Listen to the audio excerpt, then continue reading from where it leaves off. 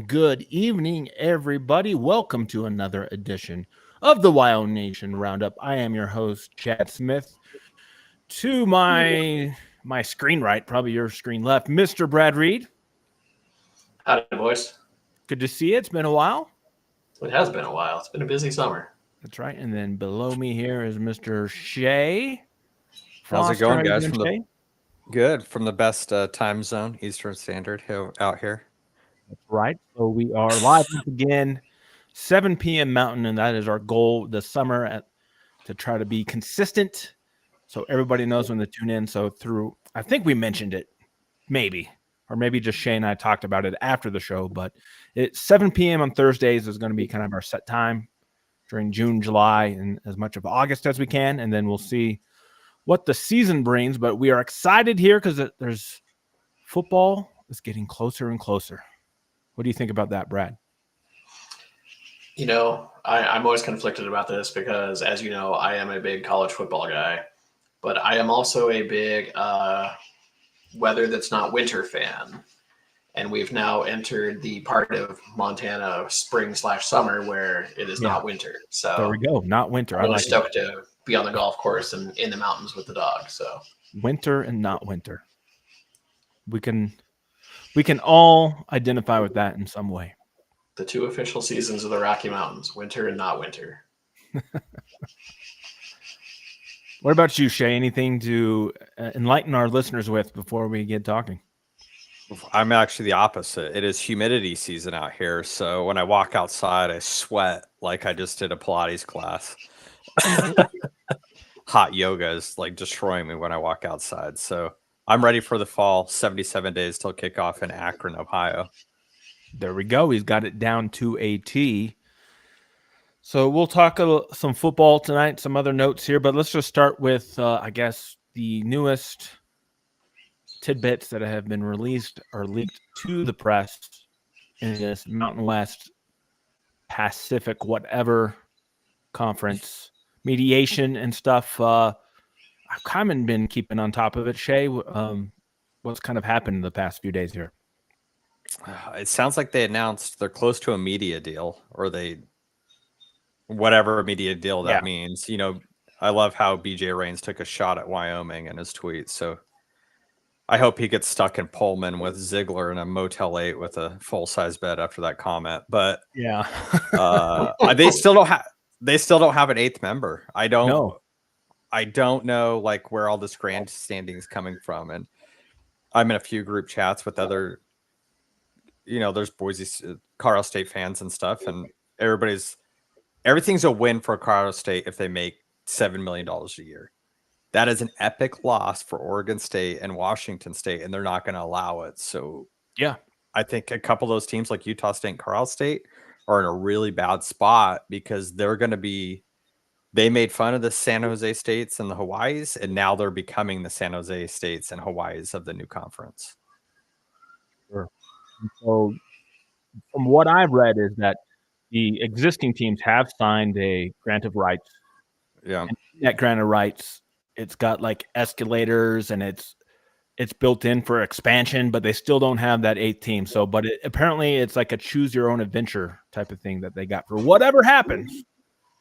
They're covered under this grant of rights. I don't know why you would sign something like that. It blows my mind.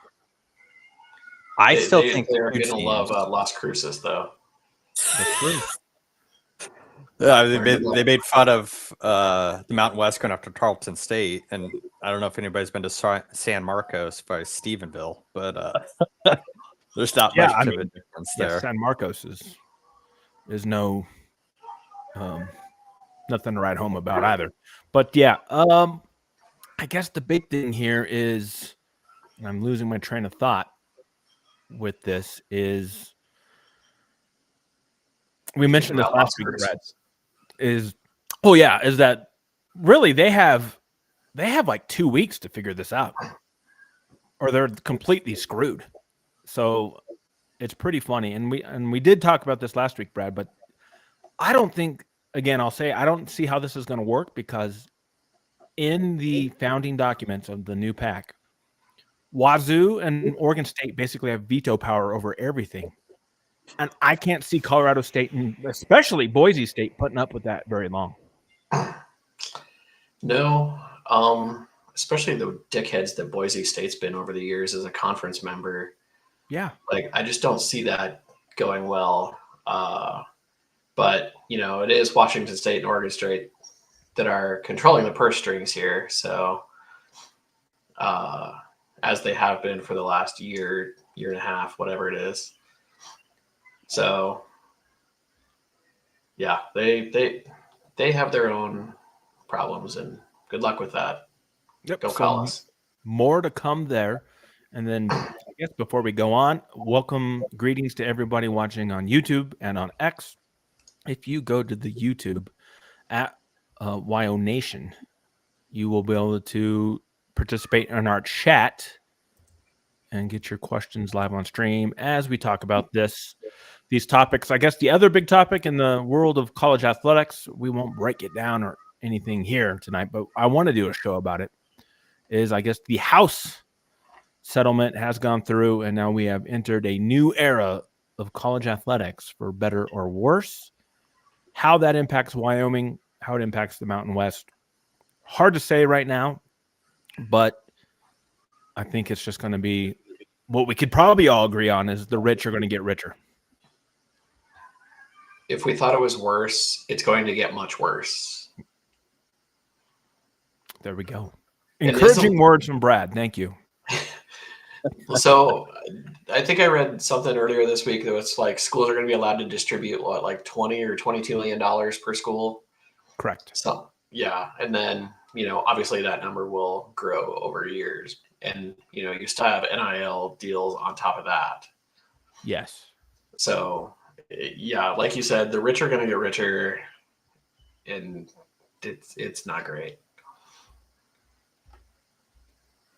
The bottom's going to come out eventually. I think this is where we're going to see the split of those 70 teams, and then there's going to be like the G5 just kind of hanging out. But I think Wyoming's probably in the best position out of a lot of G5s and a lot of the other like big 70 schools, because Wyoming doesn't have a debt and they have this endowment. And as much as I despise the nepotism in Wyoming at times, the pockets run deep, that it props up the school in these type of situations where you can be like Washington State, be $240 million in debt. So do the student athletes have to pay to play there? Like, are they getting paid to play, or are they contributing to the debt of the school? And they don't even have, they're hiring adjunct professors because they can't even hire professors at the school.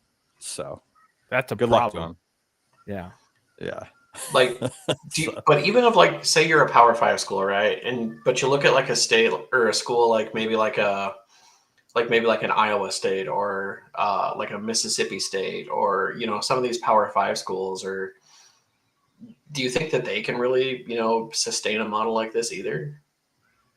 Like, I know they have like huge TV contracts, but they can from the TV alone. Yeah.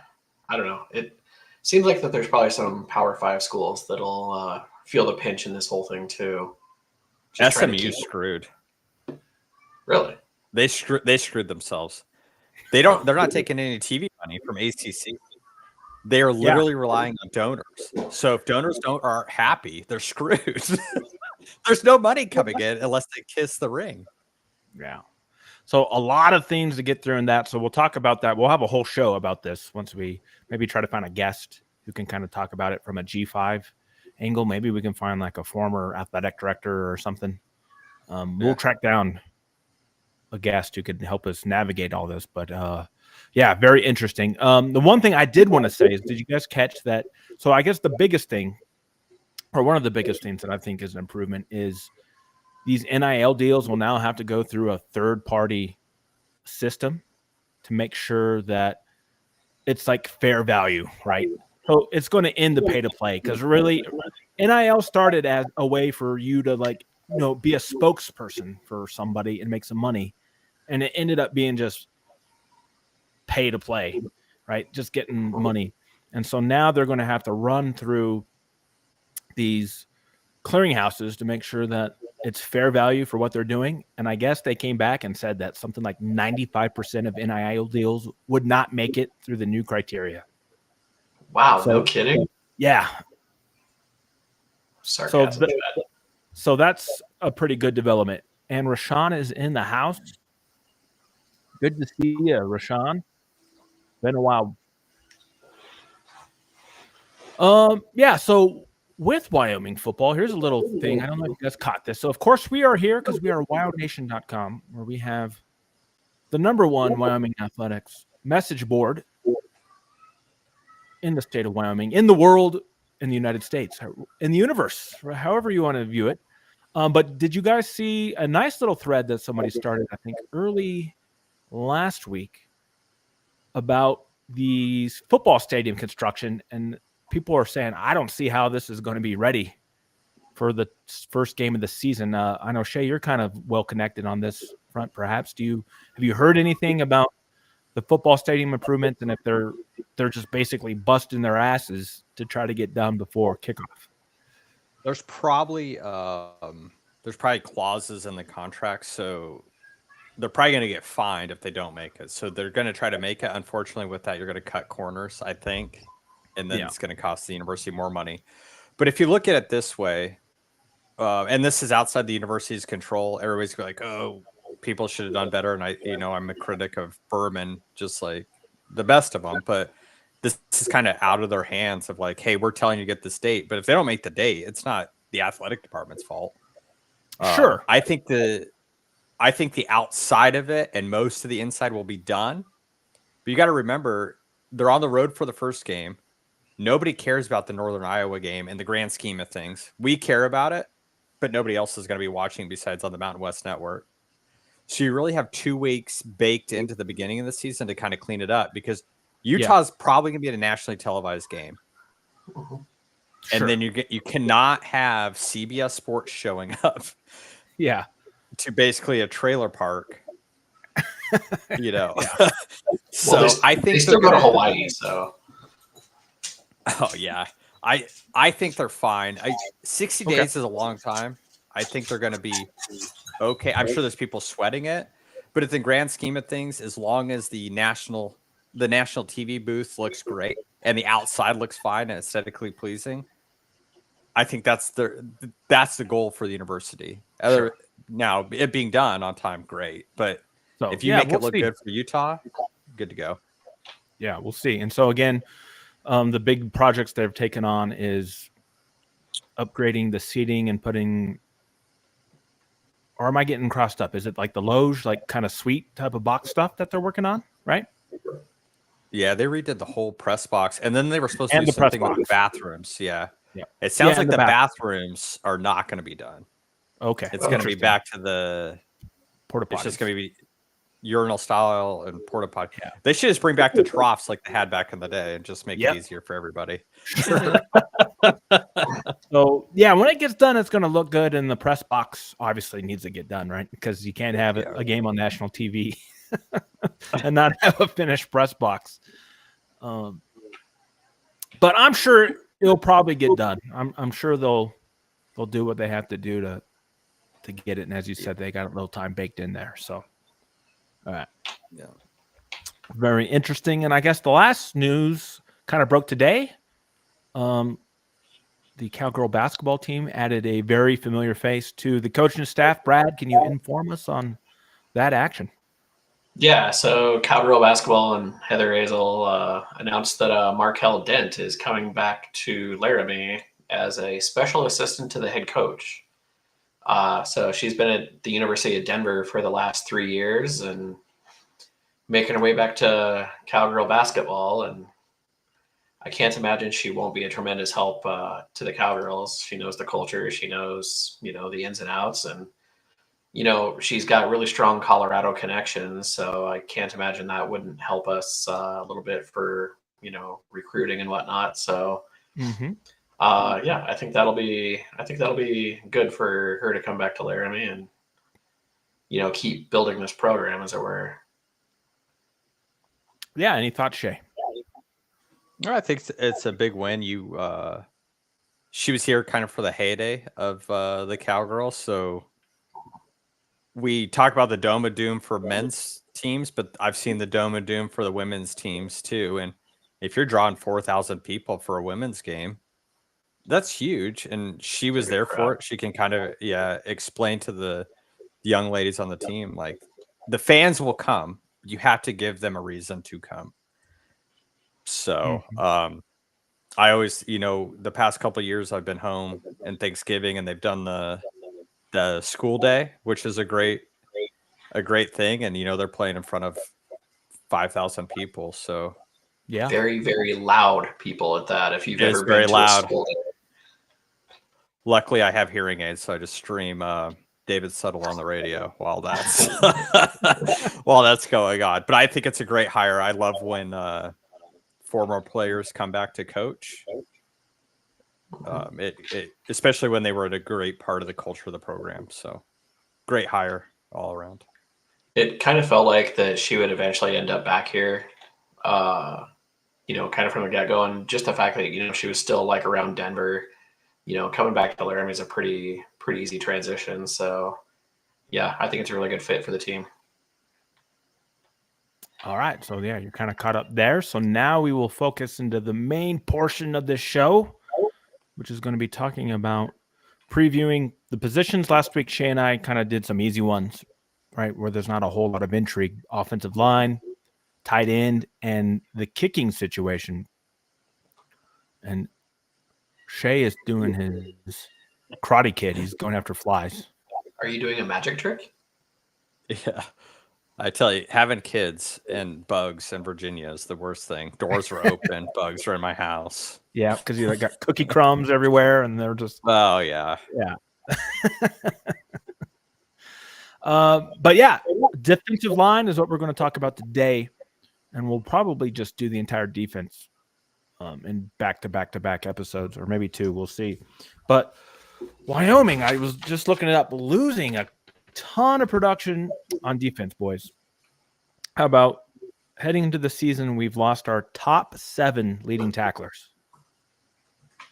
We lost 11 of our 15 sacks from last year, and we lost our top 3 guys in terms of tackles for losses. So a lot of playing time and a lot of production that needs to be replaced for Aaron Bowl in his second year as DC.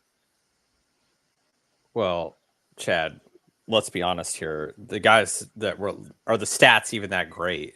Just because you lose sure, yes, all that you could argue production. that. There was not a lot of production on guys that should have been productive. Yeah, no, I agree with that. Yep. So you're like, you play the odds on that. You've got to remember we got a new defensive line coach in Deontay Gibson. I think that's going to play. We'll talk about him for sure here. Yeah, I think it's going to play huge. I'm not really that worried about it. I think if Wyoming would have been healthy with Isaac White and Eckler, way different season. But I just don't think losing your production, you're not really losing much. Sure. And that was another tidbit I forgot to mention is this kind of leaked out, or not leaked out, it was reported after the fact, but Wyatt Eckler actually just participated in Denver Broncos mini camp that just concluded. So he's still kind of fighting around there. We'll see. They concluded today, so we might hear some news in the next couple of days if they're going to bring him back. I don't know if they have any more mini camps. I think they might have one more before full training camp. I'll have to look at the Broncos training schedule. But yeah, I was kind of surprised to see Wyatt Eckler was invited to attend the camp. So he was there for all 3 days when they were, installing stuff. So they must like him quite a bit, which I thought they probably would from a special teams point of view. Yeah. He just needs a chance. That's all he needs. So. All right. Yeah. So defensive line. So the big thing, and again, we got this from Pokes Insider Thorburn without like any real media coverage or a depth chart. I'm taking how they list these guys and how they talk about them as it's coming straight from the head coach's mouth. So the big thing that they talked about in the article was between Donoval and Goff, who are the strength coaches, and then Gibson. They got these guys in the dang weight room. And at defensive tackle last year, we were averaging 288 pounds a player. And after spring ball, they were at 300 pounds. So these guys They're probably carrying the weight better. And probably carrying it better too. Exactly. They're probably in better shape and they weigh more. And I'm pretty excited about this defensive tackle position. So let me kind of read through who they talk about first. And I don't know, did I write it down in the right way? I don't know. So the first person that was mentioned is Anish Vyas, who I think is one of your portal guys who came in from, was it like a school in the Northeast, like Bucknell, I want to say. Bucknell. Yeah. Yep. So he's a guy who's in the mix to play. You have Lucas Samsula, who's coming off an Achilles injury, which happened right before the season last year. Someone they were really high on, and he just didn't get the job done.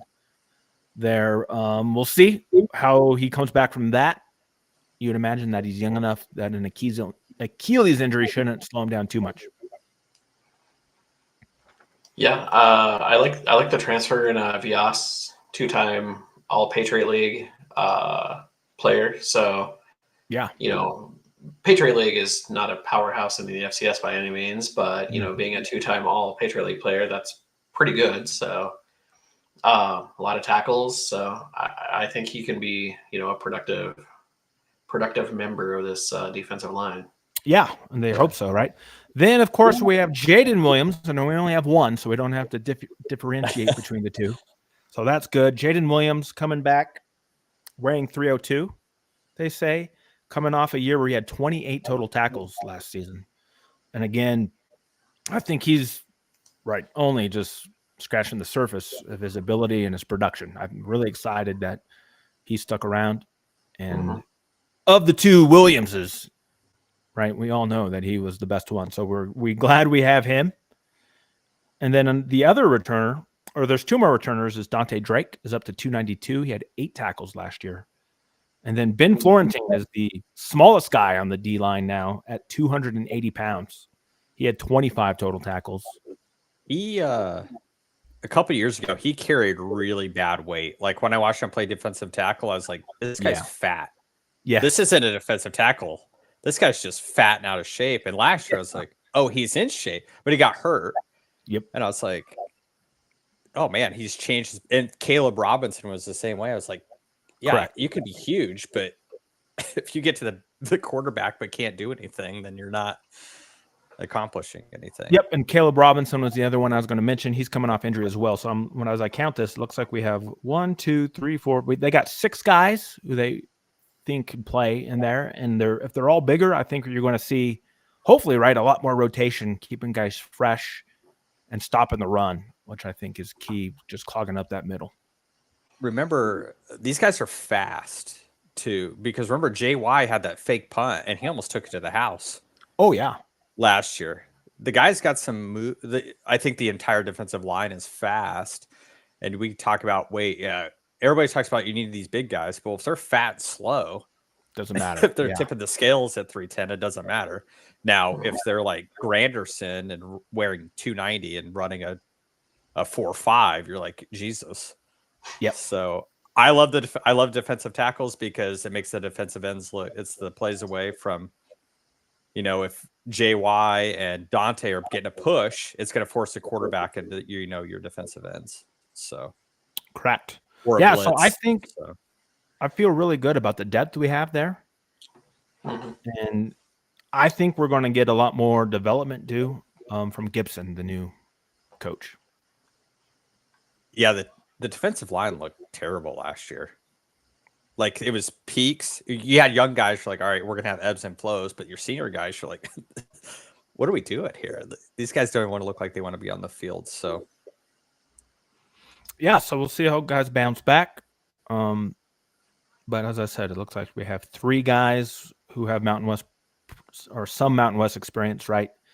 You brought in Vyas, who's a pretty high level player at the FCS level, and you got some guys coming off some injury. So a good mix of experience, and I think it'll just sharpen everybody up. There's going to be there's no job that's guaranteed on that in the middle of the line. So I think that's going to be good for everybody.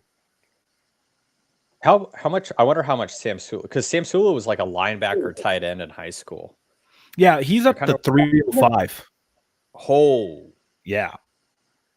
He's going to be like a John Fletcher. Yeah, I think so. He's just got that athletic ability, right? Yeah, wasn't he like a quarterback at one point in high school? I want to say too. Yeah, he wasn't a big guy, but you can go back He's to the put offensive on line like over 100 pounds since he stepped on campus, I think. That reminds me of Connor Kane. Connor Kane was playing like 290 and he stopped playing football and he's like down to 210. Yeah. So we'll have to look it up, but Sam Sula's been on a ton of good weight. Yeah, Jesus. All right. Now defensive end is very interesting, and we just lost Brad. Uh-oh. That's that Montana internet. You guys made fun of me for my internet. It's that Montana I don't know. Internet. I think he might have been frozen for a while, now that I think about it, because he didn't say anything and he was not moving much. So okay.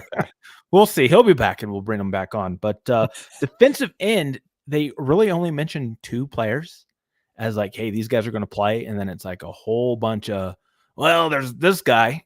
So let's talk about the 2. First of all, not a surprise, number 1 returning defensive end, Tice Westland, 41 total tackles last year. He's our leading tackler who's returning. Brad is back. Hey there, Brad. There we go. Hey. Were you like frozen for a while? I think you were. I just had the weirdest thing happen, but I think it's okay now. Okay. All right. So we just started talking about the DNs, and in the Pokes Insider article, they basically mentioned like these 2 guys are going to play a lot, and then a bunch of other dudes. So we started with Tice Westland, our returning. I think he's our top returning tackler at 41 total tackles last year. He's going to be at 1 defensive end spot. And then they pretty much already said Braden Wilson, one of our transfers from Weber State, is going to be on the other side more than likely. So another FCS transfer on that defense with Westland and Wilson looking to lead the way at defensive end. Now we have a ton of guys who were on the team last year, but didn't play. So you have Kevin Shogren. He was hurt. Who was hurt. And then you have Murgis, who was also hurt, right? You had Tell Wade, who played in a couple games last year. He's already hurt. And he's already hurt, yep. Jordan Turnbull. I don't think he either redshirted or was hurt last year. Yeah. And then you have 2 new guys who came in that first wave. You have Isaiah Bogar, who I think is a JUCO guy. Someone could check that for me. I'm pretty sure he's JUCO. Yeah. And then Axel Ramon. I was practicing this name. It's probably Ramazani. Oh, Harrison's cousin? Yeah. Yeah. He was hurt in spring, too. Yeah, and he's hurt, too. So I wish UW would put in player pronunciations in their bios, but they don't put them out until media guide time. So yep. A lot of new names to learn, that's for sure. And so that includes these 2 more. So then in there they say, hey, Salvell's bringing in 2 more defensive ends, right? Because we have basically outside of Westland and Wilson, you have nobody who's played any type of college football for the most part. So we did bring in 2 guys. First one is going to be Peter Ayabi, who we talked about briefly. He started his career at Wazoo, went to JUCO, and then last year in JUCO, as a defensive end, he had 54 tackles and 11.5 sacks in California as a JUCO player. So probably knows how to find the football. Yep. So that's a guy who could probably come in and be in the rotation, hopefully. And then the bigger one here is Chisom Ifiani, who came from Florida Atlantic. He had 22 total tackles last year. And I do believe he started his career at like UConn and then went to FAU for a year. So, but he had 22 total tackles last year, which is more than anybody else on our team had at defensive end other than Westland last year. So a guy with some experience, right, who's actually played at the FBS level. So that is your defensive end room where I feel we could be a little light, but hopefully some of these younger guys, develop with a summer and a fall camp. Yeah, and hopefully we see a big year out of Tice Westland. He's one of the top returning defensive players from last season. So sure, yeah, he's going to have to. Yeah, he is going to have to be the leader of this defense. So, I mean, if the defensive tackles, that's going to be the strength of your defensive line. If they're getting a push, it's going to make the defensive ends look way better because now you're moving your one-on-ones to the outside vice on the inside. So if those guys are able to create that push, and especially in the day and age of running quarterbacks, which Wyoming doesn't have one, is if you can keep like a Dampier in the pocket, he can't pass the ball. Yeah, great. He does damage outside, but if you keep him in the pocket, good luck to you because he's going to throw bad passes. Now, I think Wyoming's been missing a Kevin Prosser for quite some time. Where a guy that's like 225 and just the speed rush is deadly. And maybe you drop some of your linebackers down there to do like the Chuck Wara type of thing. It's like, I'm just going to speed rush you to push you to one side and hope a defensive tackle eats you up when you come running to that side. So I think there's options. And what I didn't see last year, and this is, I'm not looking ahead to any positions, is Wyoming didn't use the safety blitz like they had in years past. Where the defensive end, where the defensive end is eating up space. But like a Wyatt Eckler in that New Mexico game 2 years ago had like 4 sacks because he was just flying in. Yeah, untouched. And your defensive line, and those are like the plays you don't see as a defensive lineman. Like, hey, that was a great sack by a safety, but you don't see that guys like Sigorin, that was his first game, Kevin's first game, and some other defensive tackle are eating up 3 guys or 4 guys on the defensive line. And so Eckler's just come flying in and killing people. Yeah. So we talked about plays away that people don't watch. Those are the plays that you want to see from your defensive line. So if you're sending that double A gap blitz, which Logan Wilson and Chad Muma destroyed quarterbacks out of, that there's a reason they destroyed it is because there was guys that they were more concerned with, like, well, do we care that Logan Wilson's going to get through the line, or do we care that this defensive tackle's coming through the line? So I think there's plays that we're not going to see that we need to see from this defensive tackles and defensive ends that we haven't seen the past year. Sure. Brad, are you there? Are you frozen again? Nope. Look, he's frozen. Oh, poor Brad. It's like the disappointment father. He's like, he is. Yeah, he's like Han Solo and all frozen there. He's having some internet issues. We'll have to see. He's an IT guy too, so he can give us a rundown when he gets back. I know. I changed my network up. When you guys made fun of me, I changed my network up for podcasts. I get better internet. There we go. So we just need to shame him. Yeah. We just need to shame him.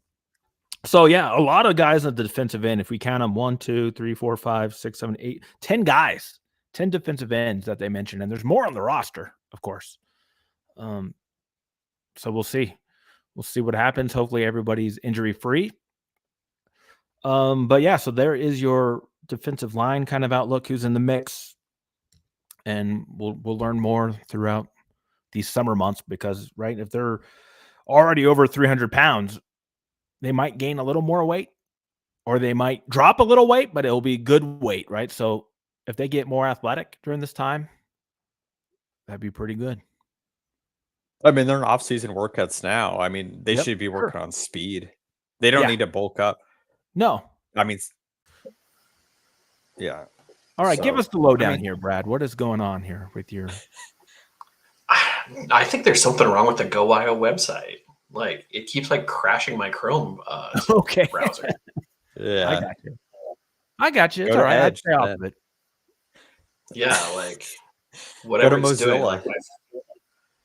I don't think Mozilla works on our stream. Chad just tried it and it wasn't working. Brave. Yeah, it doesn't work, unfortunately.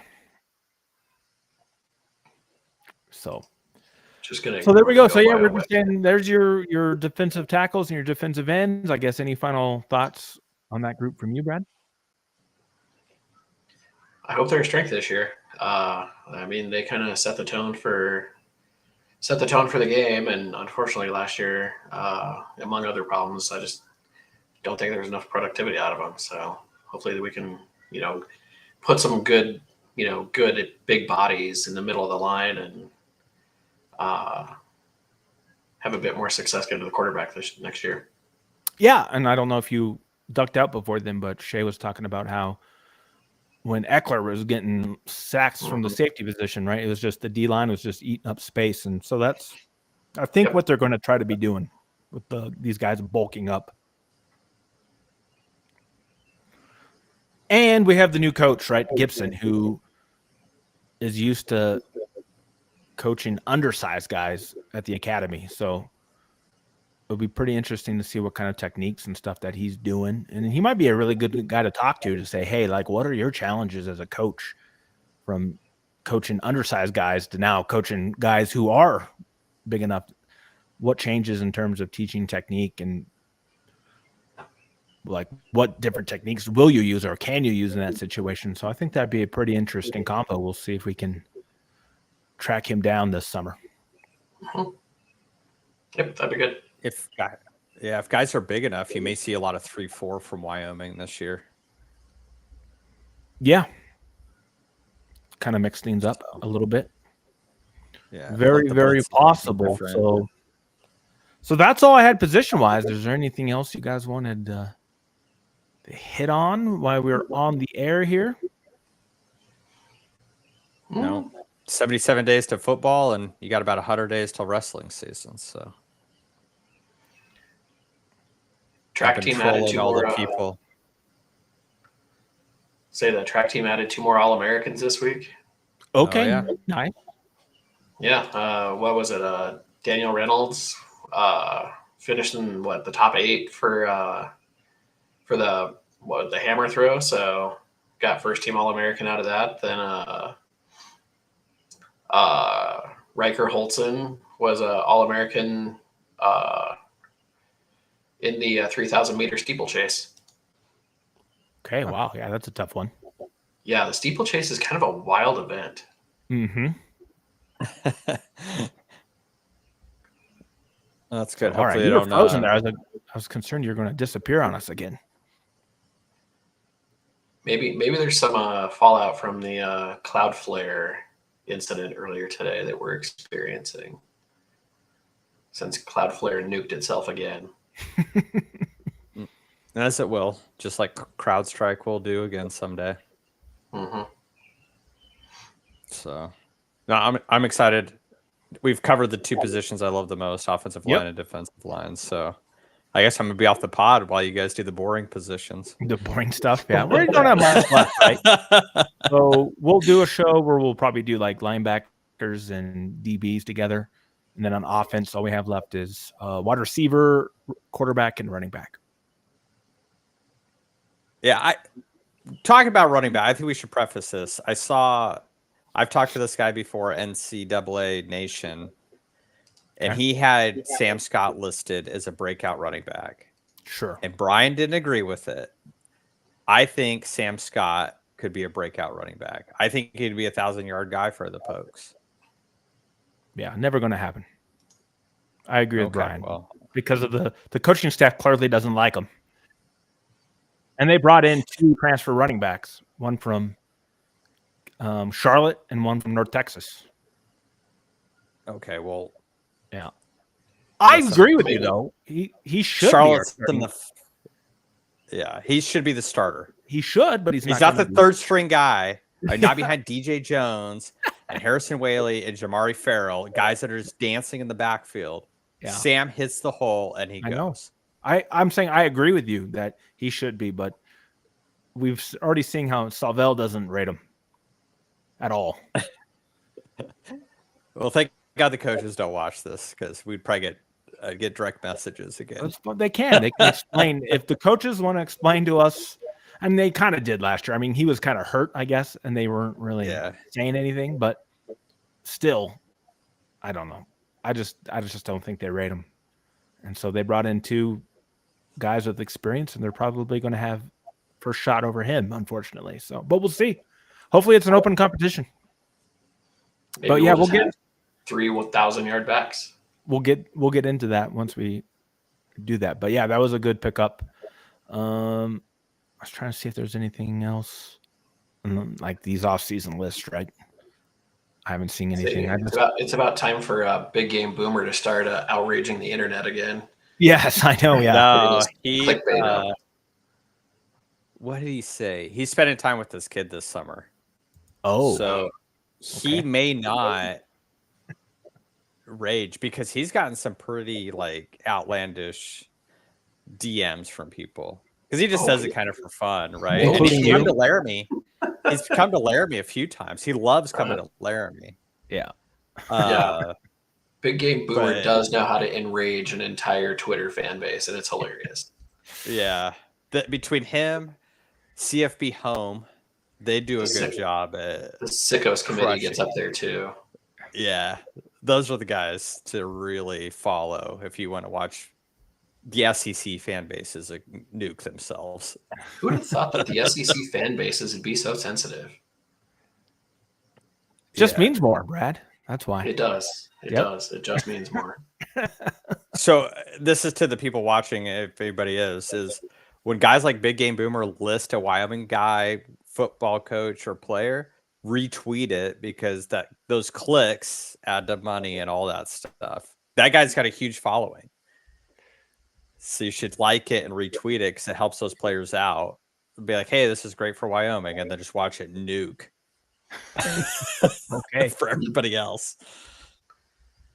So Starting to think Shea might be like a Twitter agent. He's definitely he's got at least one burner for sure. Yeah. No, I don't have a burner. I would do it straight to everybody's face. I don't care. I will do it to anybody's face. That's why I'm blocked by people at the athletic department. It's fine. I just let you know, those guys cover their tracks because they want to, but they have a good following. So if Wyoming guys get mentioned on it, I do try to do my best to retweet it because their following is so huge. So, do you think Shea might be secretly that sheep account that's always tweeting at us? No. Which guy? You talking about Greg? Yeah. Smitty, whatever. Yeah. No, that could be you, right? No. I talked to him. He's cool. He's all right. He's really cool. For a sheep guy, he's okay. He's married to a Wyoming grad, by the way. Wyoming mom. He says that a lot. At least there's some common sense in that household. Well, their president's also from Wyoming grad, so there's that. Well, all right, boys. We will be back 1 week from tonight with some more stuff. We'll see what happens. I am still efforting that interview with the former Wyoming football player. Just need to set a time. Still hasn't been set yet. But once it is, it will be very good, and we'll start tracking down some others. So yeah, Shea, any update? Have you reached out to anybody in the wrestling world? No, talking about the wrestling world, Ben Askren, which is like he created like Scramble Wrestling, the guys that you guys watch, Bryce Meredith, his style. He is currently awake. I did get that update. But he's going to need a lung transplant. He got a staph infection in his lungs, and it actually ate his lungs up. So prayers out to Ben Askren and the wrestling community to hopefully that works out because he's got a wife and 2 young kids. So, and secondly, I will reach out to Coach Branch to see if he can ever do a Friday so I can stop being bullied by Brad and Brian on why I've never done that interview. So, bully you anyways. Very good. So, all right. So, yeah, we will be back 1 week from tonight. We'll see what happens with this Mountain West Pack stuff. We'll have some football news leaking out, but more position preview. So, lots of good stuff. So, yeah, everybody enjoy your week. Enjoy the warm weather. And we'll be back soon with another WyoNation Roundup. Until then, everybody take care. And we'll see you later.